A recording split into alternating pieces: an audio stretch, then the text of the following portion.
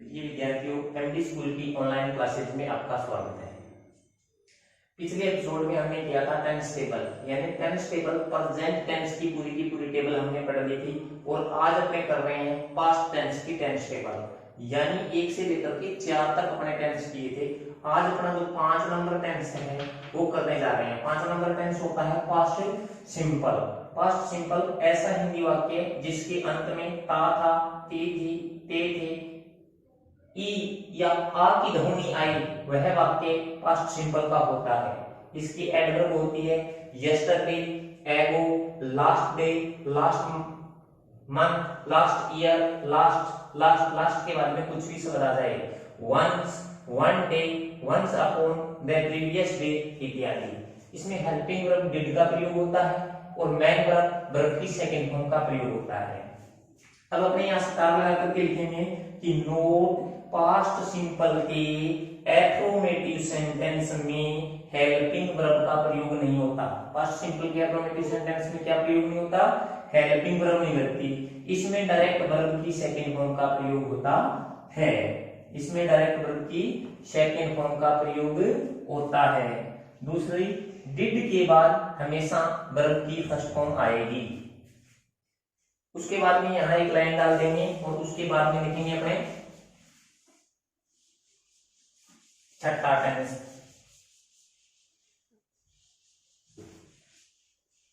जो अपना छठा टेंस है वो है पास्ट कंटिन्यूस।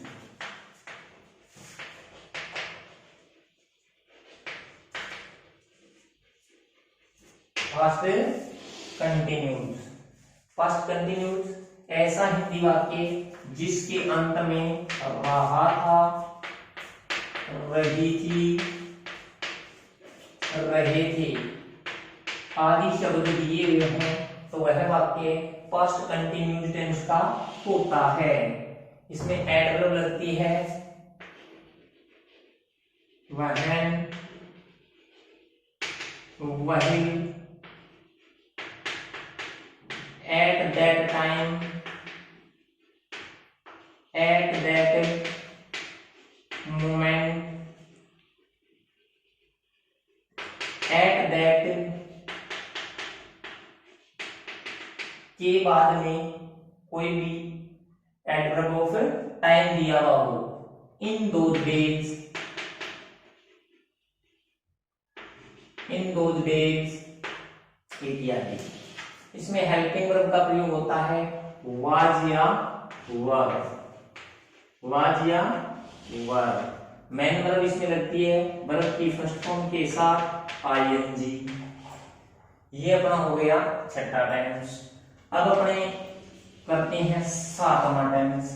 सातवां जो अपना टेंस होता है वो होता है पास्ट परफेक्ट। कौन सा होता है? Past perfect. पास्ट परफेक्ट ऐसा हिंदी वाक्य जिसके अंत में चुका था, चुकी थी, चुके थे आदि शब्द दिए हों, वह वाक्य पास्ट परफेक्ट टेंस का होता है। इसके अंदर एडवर्ब लगती है ऑल,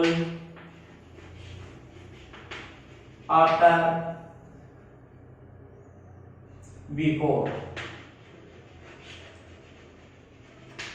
ऑल आफ्टर, बिफोर। इसमें हेल्पिंग वर्ब लगती है हैड और मेन वर्ब लगती है वर्ब की थर्ड फॉर्म। ठीक है। उसके बाद में जो अपना आठवां जो टेंस होता है वो होता है, आठवां जो अपना टेंस होता है वो होता है past perfect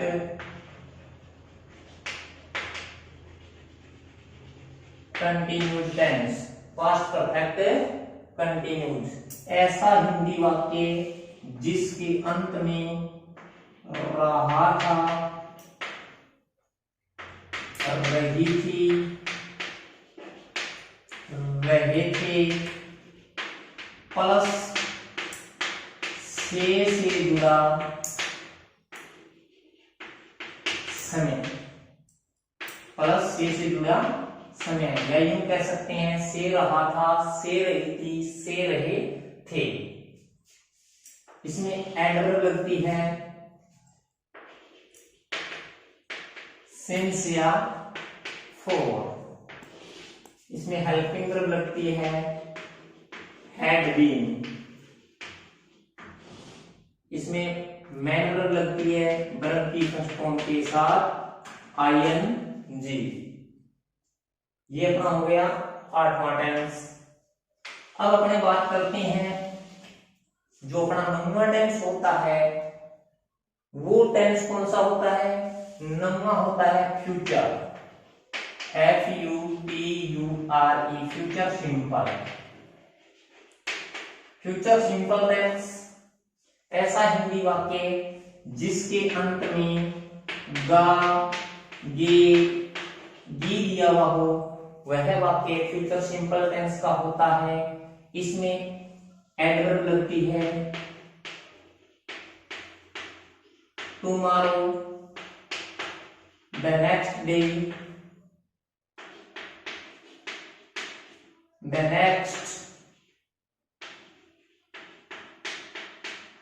the next month, the next year, the next week,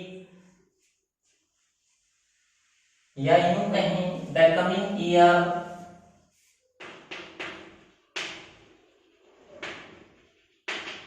the coming के बाद में adverb of time, या the following,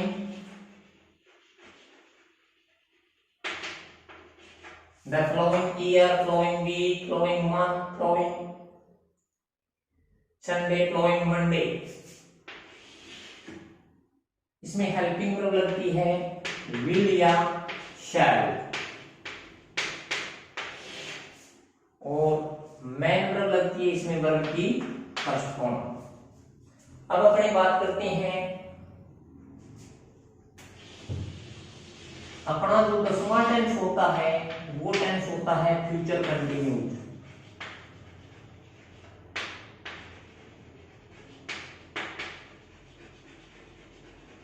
future continued, future continued ऐसा हिंदी वाक्य जिसके अंत में रहा होगा, रही होगी, रहे होंगे आदि शब्द दिए हुए हों, तो वह वाक्य फ्यूचर कंटिन्यूड टेंस का होता है। अब इसकी जो एडवर्ब है वो होती है बी प्लस फ्यूचर टाइम। अब बी प्लस फ्यूचर टाइम की मैं एक्सप्लेन कर देता हूं कि बी का जो प्रेजेंट रूप है वो होता है इज, एम और आर। इसका पास्ट रूप होता है वाज या वर। अब बी का मतलब होता है is are am. Is are का मतलब प्रेजेंट कंटिन्यूस टेंस। यदि प्रेजेंट कंटिन्यूस टेंस की एडवर्ब के साथ साथ फ्यूचर सिंपल की एडवर्ब दी हुई हो तो वह वाक्य फ्यूचर कंटिन्यूस टेंस का होता है। जैसे at this time tomorrow, at this time the next year, इस प्रकार। ठीक है, यानी बी का मतलब होता है फ्यूचर, बी का मतलब होता है प्रेजेंट कंटिन्यूस। प्रेजेंट कंटिन्यूस की एडवर्ब के साथ साथ फ्यूचर सिंपल की एडवर्ब दी हुई हो तो वह वाक्य फ्यूचर कंटिन्यूस टेंस का होता है। अब इसमें हेल्पिंग वर्ब लगती है विल बी और शैल बी, और इसमें हेल्पिंग वर्ब विल बी और शैल बी, मेन वर्ब लगती है वर्ब की फर्स्ट फॉर्म के साथ आईएनजी। अब अपनी बात करते हैं अपना जो 11वां टेंस होता है, वो 11वां टेंस होता है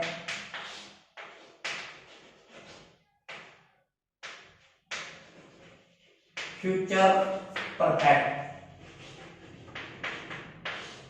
फ्यूचर परफेक्ट ऐसा हिंदी वाक्य जिसके अंत में चुका हुआ, चुकी हुई चूंकि हमें आदि शब्द दिए गए हों वह वाक्य फ्यूचर परफेक्ट टेंस का होता है। इसमें एडवर्ब होती है बाय प्लस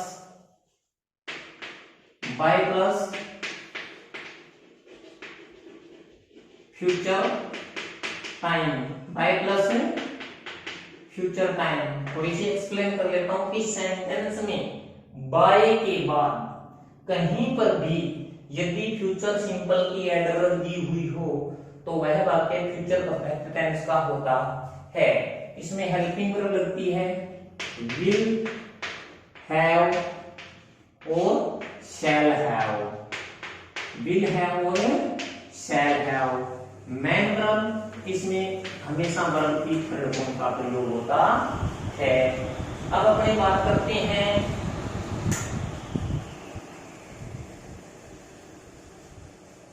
जो अपना 12वां टेंस होता है वो कौन सा होता है? वो होता है फ्यूचर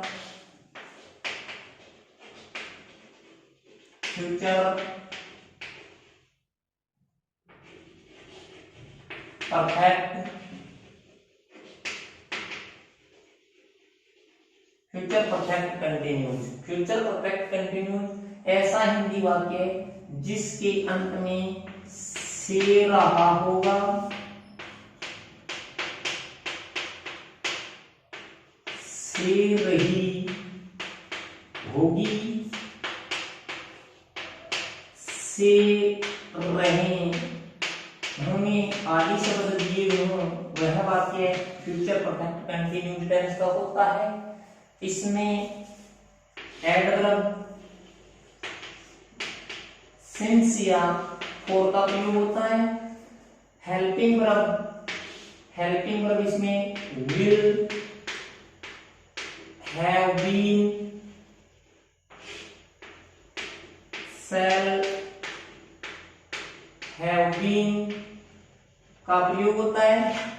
और मेन वर्ब की फर्स्ट फॉर्म के साथ आईएनजी का प्रयोग होता है। अब इस प्रकार अपने ये 12 टेंसों की क्या बन गई? संपूर्ण टेबल बन गई। अपने को क्या करना है?